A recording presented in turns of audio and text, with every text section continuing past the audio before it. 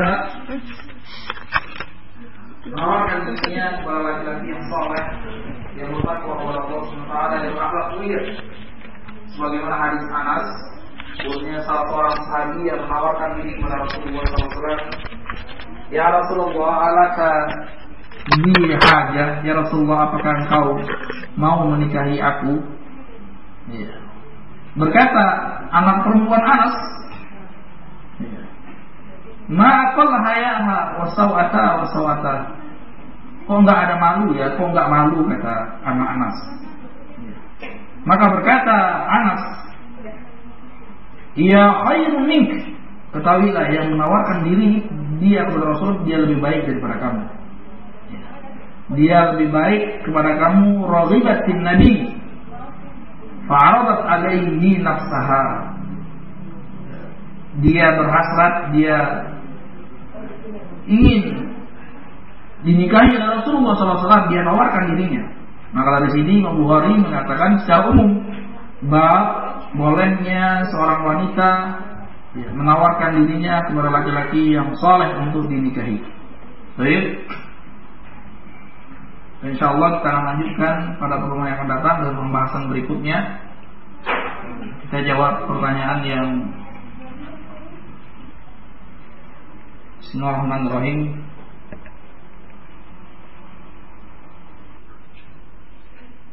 Ada pertanyaan.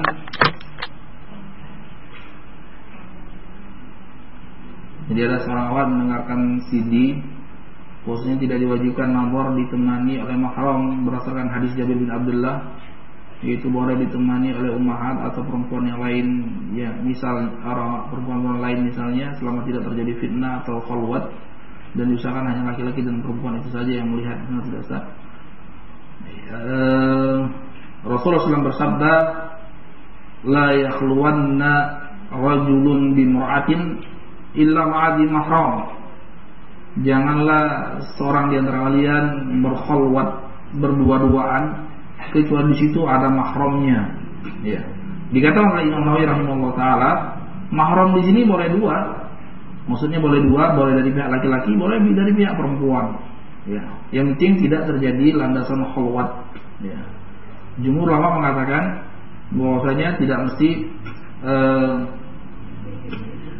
mesti dari mahram perempuan saja. Nah, tapi yang penting tidak terjadi khalwat.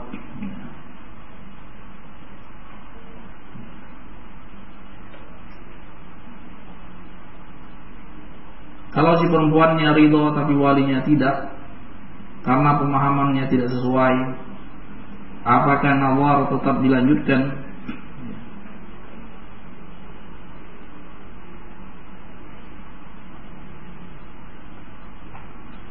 Dikompromikan terlebih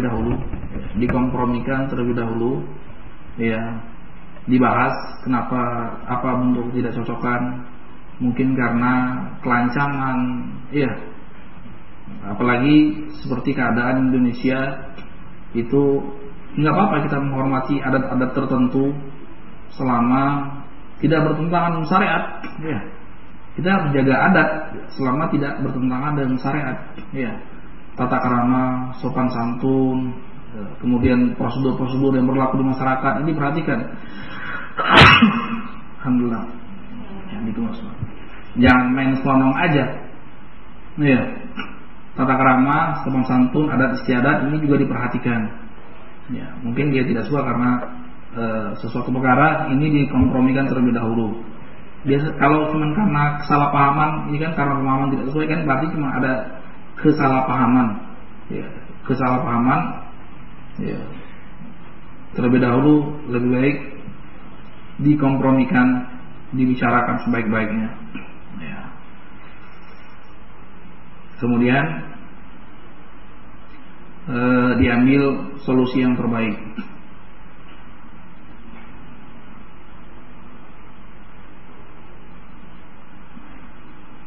Ya.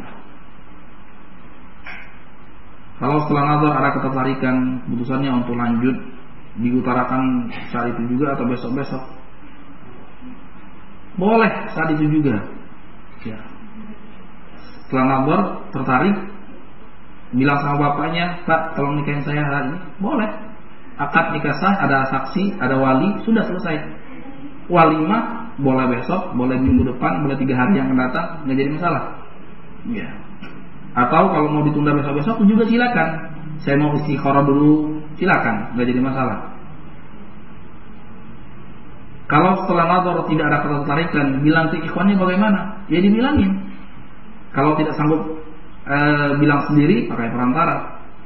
Iya, asal jangan bentuknya menyakitkan gitu.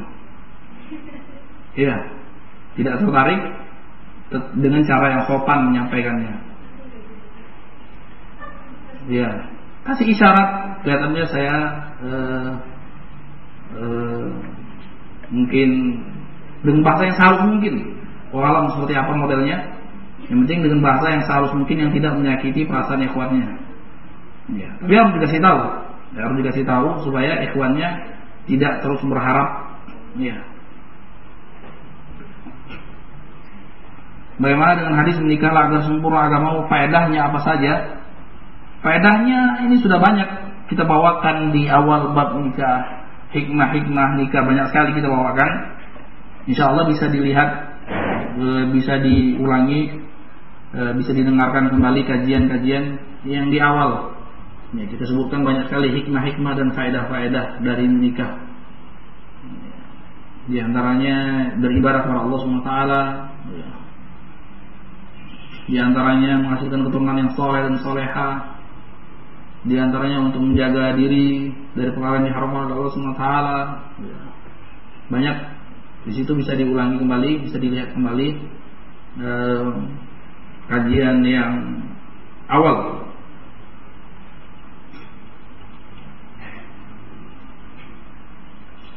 Bagaimana hukumnya jika seorang wanita menikah tanpa izin orang tuanya sedangkan ayahnya masih ada? Haruskah akad nikahnya diulang? Tergantung, ya, tergantung.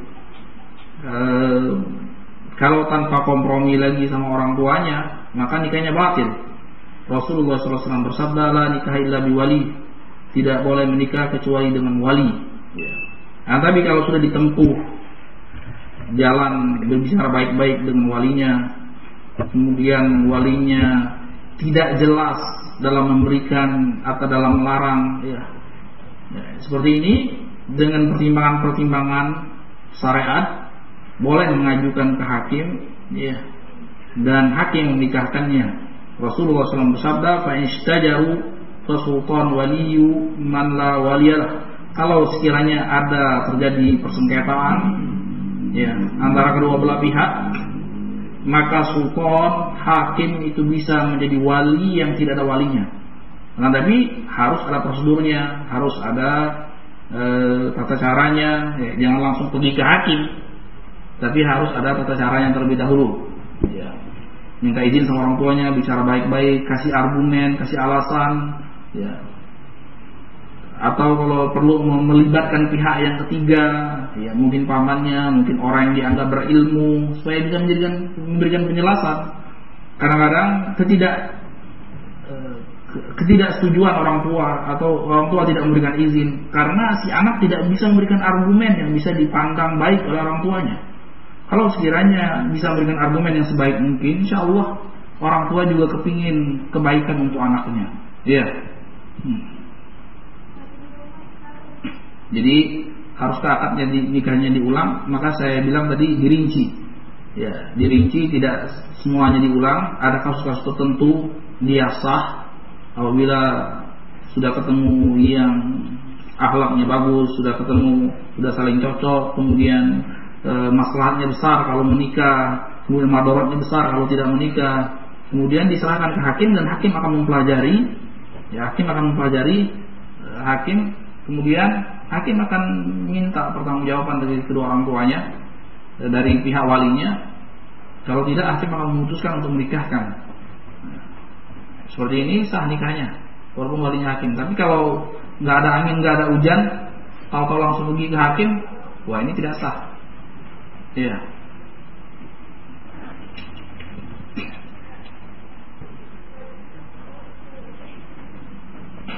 Apa hukumnya bagi wanita yang mewarnai rambutnya dengan warna rambut yang ada sekarang seperti produk Wella atau L'Oreal dan lain sebagainya?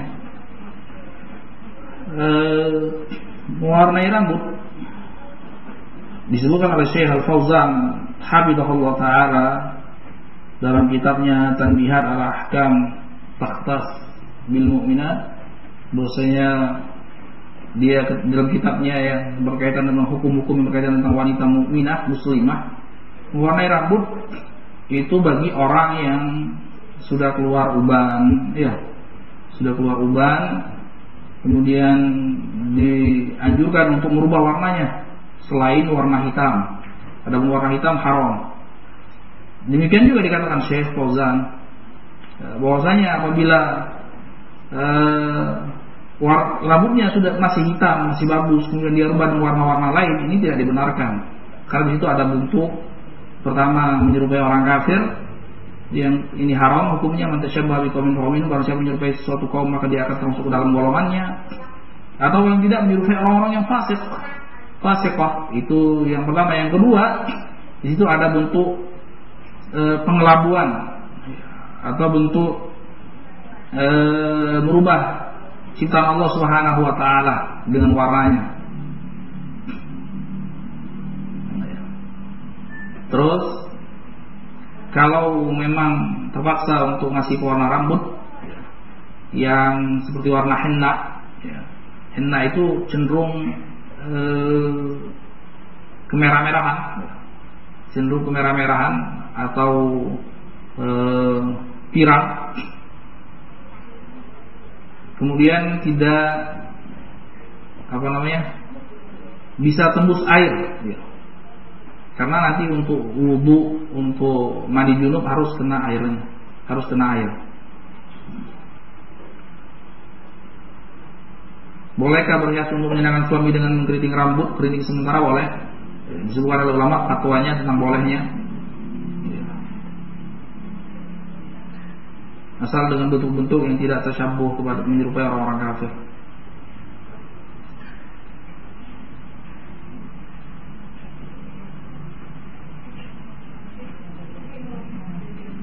Bagaimana jika seorang wanita yang hendak dinikahi meminta dua macam mahar?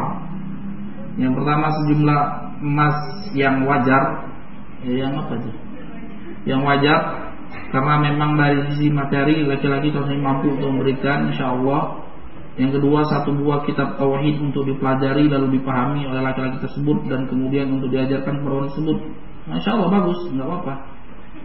Jika boleh, lalu bagaimana lafaz akad nikahnya dibayar tunai? Bagaimana Ustaz? Ya, nggak mesti. Jadi pelafazan dilafazkan akad nikah itu bukan suatu keharusan, ya, bukan suatu keharusan. Yang paling penting itu adalah ridha antara kedua belah pihak, ya. Bisa dilafazkan, bisa juga tidak. Yang penting sudah ada unsur ridha, ya, ada ketahuan saling ridha antara laki-laki dan perempuan. Ya. Adapun mahar-mahar tertentu, tidak mesti harus dilafazkan.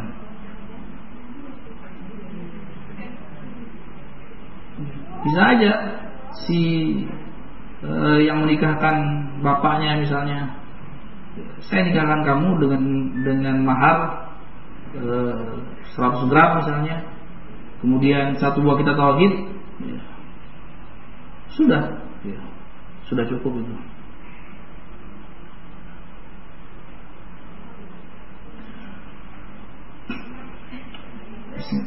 Assalamualaikum warahmatullahi wabarakatuh. Kalau suami bilang cerai waktu ribut dengan istrinya, apakah sudah jatuh talak? Karena setelah itu mereka berbaikan, tergantung. Ya, tergantung. Ya. Jadi mentalak istri, saya cerai kamu, atau kita putus, atau kembalilah ke orang tuamu, atau kita sampai di sini saja, atau kita bubar jalan, ya, dan lain sebagainya. Tergantung. Kalau sekiranya suaminya meniatkan untuk pisah, iya, untuk bercerai, maka itu jatuh cerainya, gitu. Tapi kalau dalam kondisi yang marah hebat, yang marah sampai-sampai sebagian orang tidak sadar apa yang dia ucapkan, atau sampai-sampai seorang lepas kontrol. Dia paham maknanya tapi lepas kontrol karena saking emosinya, marah yang dahsyat. Maka seperti ini Rasulullah SAW bersabda, la talaq fi ighlaq. Tidak sah talak dalam keadaan seorang itu lepas kontrol atau tidak sadarkan diri. Jadi lihat kondisinya. Kalau ribut-ribut biasa, ya, ribut dan dia sadar akan apa yang dia ucapkan dan apa konsekuensinya kalau dia terjadi cerai. Saya cerai kamu, saya talak satu kamu, atau 2, 3, kemudian jatuh, dia sudah jatuh berarti. Kenapa? Kalau biasa yang namanya juga orang mentalak istrinya, ya biasanya keumumannya dengan emosi, tapi emosinya masih di bawah ambang kesadaran. Ya, ini umum. Yang namanya orang mencerai istrinya ya dalam keadaan emosi, tapi tidak sampai lepas kontrol. Nggak ada, jarang orang mencerai istrinya sambil senyum-senyum, ya sudah, baik-baik saya cerai kamu. Jarang seperti ini. Keumumannya yang namanya perceraian itu pasti akibat emosi. Tapi emosi yang tidak meledak-ledak, yang masih bisa kontrol diri, kemudian dia lafazkan talak, bisa jatuh. Tapi kalau yang tidak sadar atau lepas kontrol, maka ini tidak jatuh talak.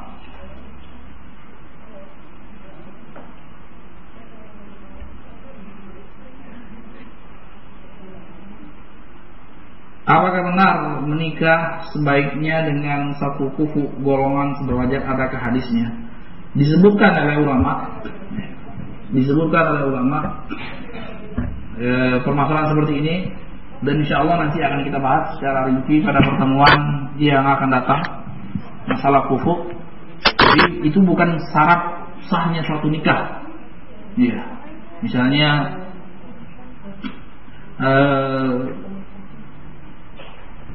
sama dari sisi umur, atau sama dari sisi kekayaan, sama dari sisi kebangsawanan, ya, derajatnya atau titelnya. Ini bukan suatu persyaratan sahnya nikah. Boleh yang tidak sederajat. Tadi kita lihat bagaimana Fatimah bintu Qais, jelas derajatnya jauh lebih tinggi dari sisi nasab daripada Usama bin Zaid. Usama bin Zaid maulah bapaknya bekas budak. Nah, ini di sisi manusia itu rendah derajatnya, karena tadi dinikahkan oleh Rasulullah SAW juga. Tadi juga Salim, budak dia, bekas budak, dinikahkan dengan orang Quraisy, kabilah yang tertinggi, keturunan Nabi Ismail, Quraisy. Nah, tapi tetap dinikahkan. Artinya pokok yang seperti ini dari sisi materi, dari sisi perawatan fisik, ini bukan suatu syarat, tapi dianjurkan saja. Nanti akan insya Allah akan ada pembahasan secara khusus masalah ini.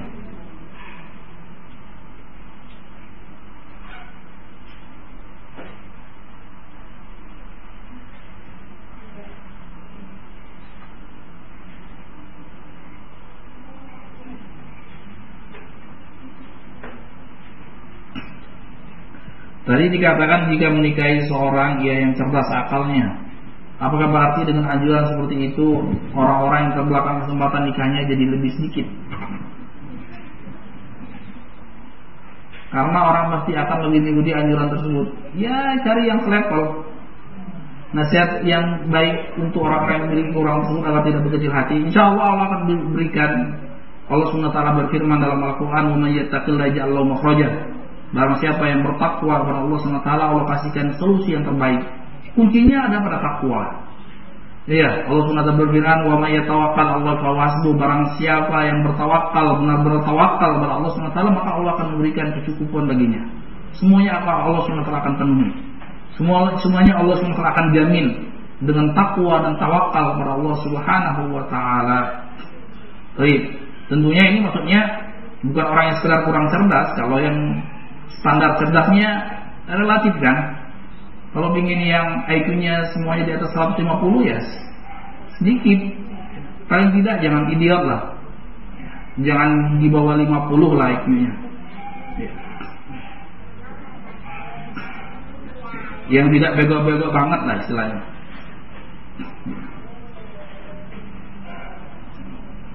Maksudnya cerdas kan saya bilang relatif. Ya. Standar lah, keumuman orang itu insya Allah cerdas. Sudah bisa nalar itu sudah cerdas insya Allah. Sudah bisa baik, sudah bisa buruk, cerdas insya Allah. Bukan standar cerdas seperti orang-orang tertentu.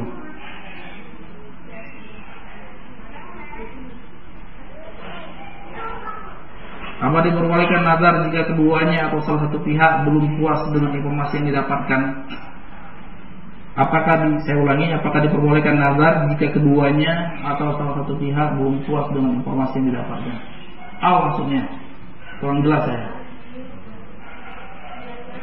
Nazar kali ya? Iya.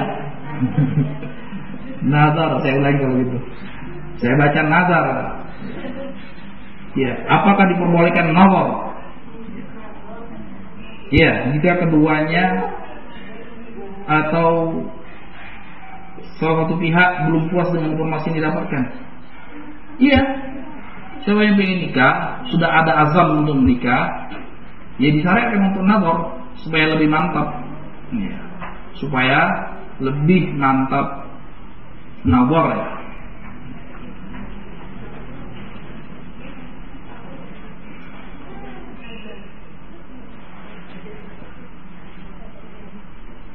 Bolehkah wanita minta cerai dikarenakan setelah menikah dia tidak tumbuh cinta, dia tidak menumbuhkan yang dia idam-idamkan?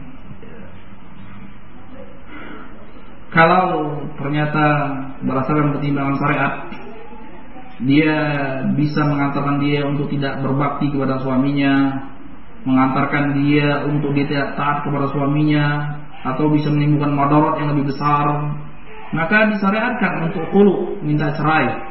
Jelas alasannya jelas seperti ini. Ya. Boleh. Sebagaimana hadis yang banyak yang menyebutkan tentang disyariatkannya khulu. Tapi jangan bergampang-gampangan dalam meminta cerai, karena Rasulullah SAW bersabda, al-muqtari'at hunnal munafiqat. Orang-orang yang minta cerai itulah mereka lah wanita-wanita yang munafik. Maksudnya minta cerai tanpa alasan yang jelas. Dalam hadis yang lain, ayyuma imra'atin salat talaqu zawjiha min ghairi ba'sin fa haram 'alaihil jannah. Wanita manapun yang minta cerai kepada suaminya tanpa alasan yang jelas, maka haram baginya sorga. Jadi dosa besar minta cerai kepada suaminya tanpa alasan yang jelas. Tapi kalau alasannya jelas, dikhawatirkan dia tidak bisa berbakti lagi kepada suaminya, dikhawatirkan dia akan menyia-nyiakan rumah tangganya dan lain sebagainya, akan kemudian madaratnya besar, maka diperbolehkan. Ya, maka diperbolehkan. Banyak hadisnya yang menyebutkan dalam permasalahan ini, bolehnya khulu, bayar uang kepada suaminya, maka jadilah perceraian. Atau namanya fasakh. Ya. Fasakh. Bukan talak, itu namanya fasakh. Pisah. Bagaimana kalau ingin mengetahui keberbadian orang yang akan dinikahi? Karena nazar bukan cuma melihat orangnya saja. Ya, bisa ditanyakan kepada orang-orang dekat dia, ya. Itu bisa ditanyakan kepada orang-orang yang dekat dia, yang orangnya amanah, bukan dibesar-besarkan. Dia kalau dia terlanjur suka sama si fulan, dia sudah yang baik-baik saja dikeluarkan. Ini tidak benar. Atau terlanjur tidak suka, yang jelek-jelek saja dikeluarkan, tidak benar juga. Cari orang yang bijaksana, yang bisa menilai secara objektif, bukan subjektif. Ya.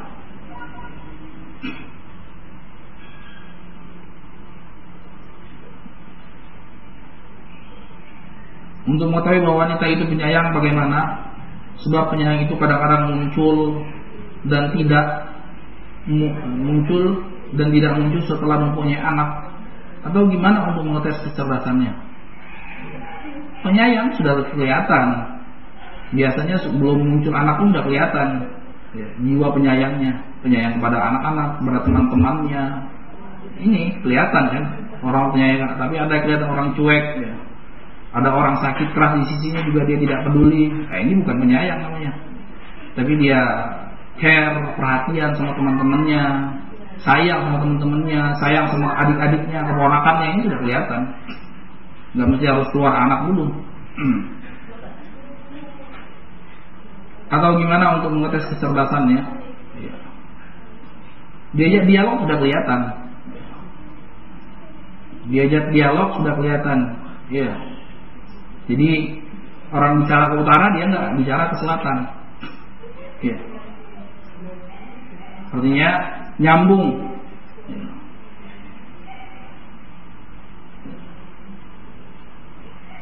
Tidak loncat-loncat. Artinya tidak loncat-loncat ketika diajak bicara, nggak tahu kemana arah pembicaraannya. Ada dua kemungkinan. Kemungkinan ngelindur, kemungkinan kedua memang nggak cerdas. Ya. Baik, insya Allah bisa kelihatan insya Allah. Tapi saya sebutkan tadi cerdas. Maksud cerdas itu bukan suatu cerdasan yang luar biasa. Paling tidak dia tahu kemaslahatan dirinya, kemaslahatan suaminya, kemudian anaknya, madarat untuk dirinya, suaminya, itu tidak cukup. Ya, jadi kecerdasan bukan jangan dipahami kecerdasan super dalam intelektualitasnya, dengan dalam IQ-nya enggak mesti. Ya. Karena jarang sekali orang seperti itu. Bila ada seorang yang berproses ta'aruf melalui media secara langsung, misalnya SMS dengan perkiraan akan mendatangkan masalah yang lebih besar dikarenakan situasi kondisi yang ada, masalahnya apakah hal itu diperbolehkan atau dilarang secara mutlak?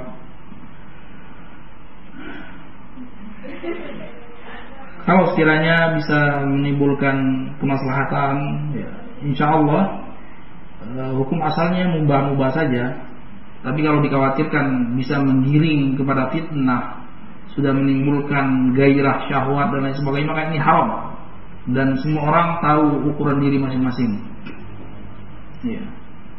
Ini jangan menipu Allah Subhanahu wa taala. Allah Subhanahu wa taala Maha tahu. Ya. Allah Subhanahu wa taala Maha tahu.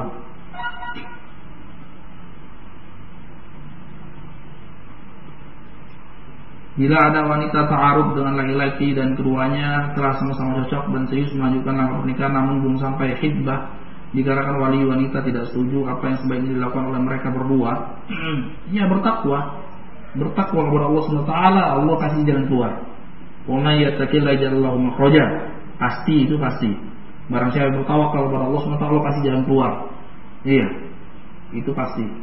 Wa man yatawakkal 'ala Allah fa hasbuh. Barang siapa yang bertawakal kepada Allah Subhanahu wa taala, Allah akan berikan kecukupan. Barang siapa yang bertawakal, benar-benar tawakal kepada Allah Subhanahu wa taala, maka Allah Subhanahu wa taala akan mewakili mereka. Allah yang menjadi wali bagi mereka. Allah Subhanahu wa taala akan berikan jalan keluar yang terbaik bagi mereka.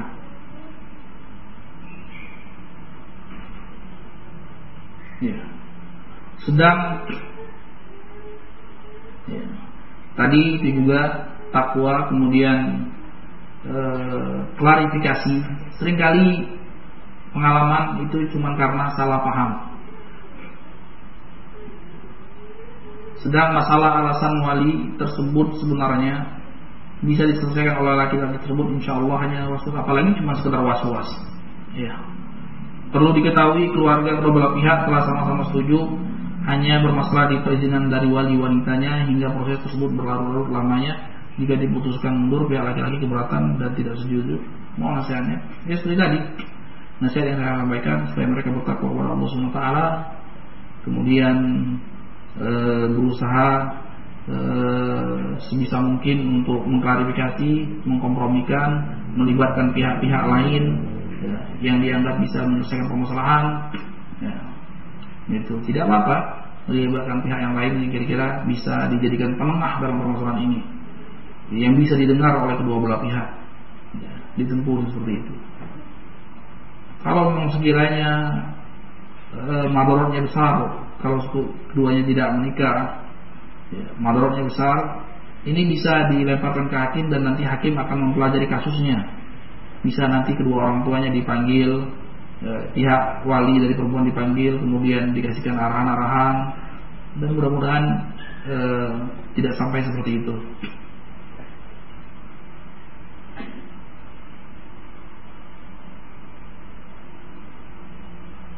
Boleh tidak menawarkan seorang wanita solehah kepada seorang laki-laki yang baik, namun belum belajar salaf dengan maksud baik, yaitu agar laki-laki kelak juga akan belajar memahami ilmu agama yang benar. Ini belum ketahuan soleh atau ini belum ketahuan laki-lakinya baik atau bukan. Iya. Minimal standar baik, dia bisa berakidah, akidahnya salaf, itu standar minimal. Ini belum ketahuan, coba aja ditawarkan. Kalau sekiranya dia tidak tumbuk dengan mazhab salaf, berarti dia nggak baik. Iya. Bagaimana orang mau dikatakan baik? Standar baik yang fundamental sekali, yang mendasar sekali, prinsip atau patokan orang untuk dikatakan baik, itu pertama tauhid. Iya. Inilah standar tauhid minimal pada seorang. Ini tauhidnya belum jelas, ya. Seperti apa?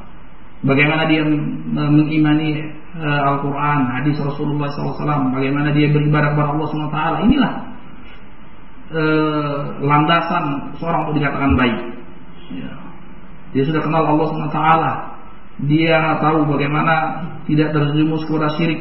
Kalau orang belum jelas seperti ini, bagaimana bisa dikatakan baik? Ini belum belum ketahuan dia baik atau tidak.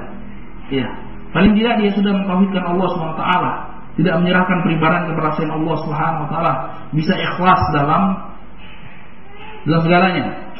Ya, jadi tidak ada yang bisa dibandingkan dengan kebaikan tauhid sedikit pun. Tidak akhlaknya, tidak banyaknya dia sholat, tidak banyaknya dia puasa, tidak banyaknya dia berinfak. Tanpa tauhid, haba'an mansura. Tanpa tauhid, maka akan jadi debu-debu yang berterbangan. Paling tidak seorang itu sudah bertauhid kepada Allah SWT. Ini standar minimal dia dikatakan baik. Kemudian baru yang selainnya. Karena patokan yang sangat mendasar adalah tauhid. Iya, patokan yang sangat mendasar adalah tauhid. Tidak berguna puasanya setiap hari, tidak berguna akhlaknya yang baik, palsu akhlaknya yang baik, palsu itu kalau seandainya tidak dilandasi dengan tauhid. Kenapa?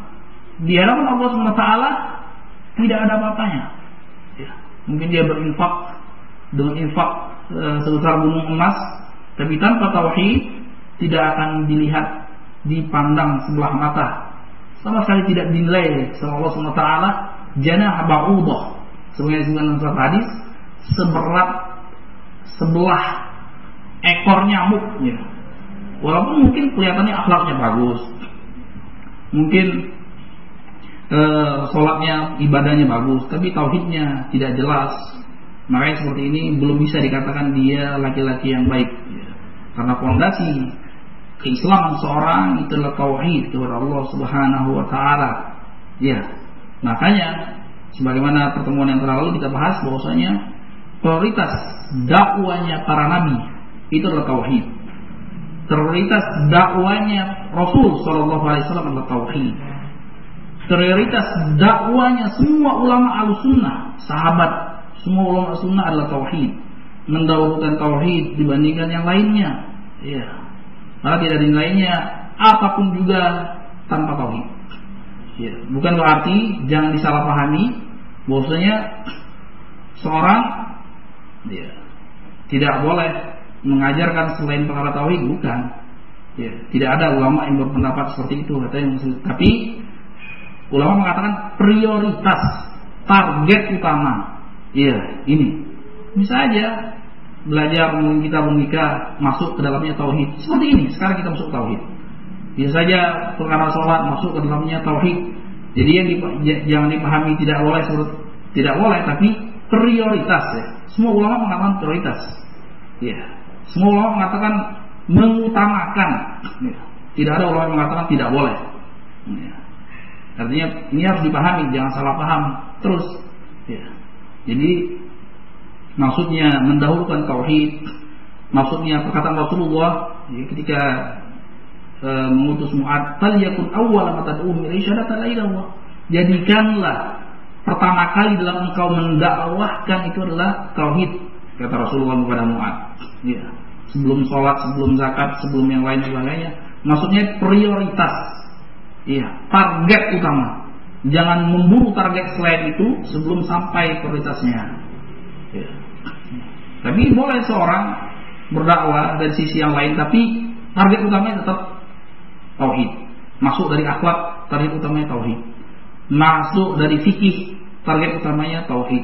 Masuk dari adab, target utamanya tauhid. Tetap target utamanya tauhid, karena tidak ada faedahnya semua ibadah dilaksanakan, jihad dilaksanakan, iya, haji dilaksanakan, puasa dilaksanakan, zakat, sedekah, berbuat baik kepada tetangga, berbuat baik kepada orang tua dan sebagainya, semua lengkap kecuali tauhid. Ini tidak berguna sama sekali. Ya. Lain asyrak telah yahbatan amalu wa la takuna minal khasirin. Kata Allah SWT, apabila engkau berbuat syirik, maka akan gugur semua amalanmu dan engkau akan menjadi orang yang merugi. Ini Rasulullah SAW diancam oleh Allah SWT. Apalagi selain Rasulullah tidak pernah akhlaknya mulia, sholatnya, puasanya, menjaga silaturahim dan sebagainya. Ya, mulia semuanya. Tapi kalau engkau syirik, kata Allah SWT, akan gugur amalan semuanya. Jadi patokan yang mendasar seorang mau dikategorikan baik, paling tidak dia sudah mengenal tauhid semestinya. Ini yang mendasar. Bagaimana mau dikatakan baik kalau a'dhamul hasanat tidak ada pada dirinya? Apa artinya a'dhamul hasanat? A'dhamul hasanat adalah kebaikan yang terbesar pada seorang hamba, yaitu adalah tauhid. Ya. Baik. Kemudian baru setelahnya, ya, akhlaknya, ibadahnya bagaimana, kemudian amanahnya seperti apa dan selanjutnya. Baik. Wabillahi taufiq. Walhamdulillahirabbil alamin. Subhanakallahumma wa bihamdik, asyhadu an la ilaha illa anta, astaghfiruka wa atubu ilaik.